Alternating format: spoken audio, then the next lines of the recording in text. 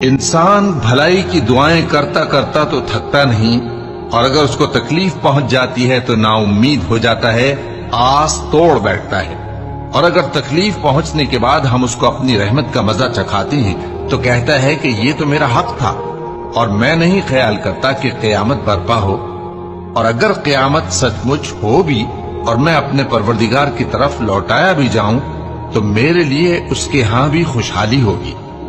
پس کافر جو کچھ کیا کرتے ہیں وہ ہم ضرور ان کو جتائیں گے اور ان کو سخت عذاب کا مزہ چکھائیں گے۔ اور جب ہم انسان کو نعمتوں سے نوازتے ہیں تو وہ منہ موڑ لیتا ہے اور پہلو پھیر کر چل دیتا ہے، اور جب اس کو تکلیف پہنچتی ہے تو لمبی چوڑی دعائیں کرنے لگتا ہے۔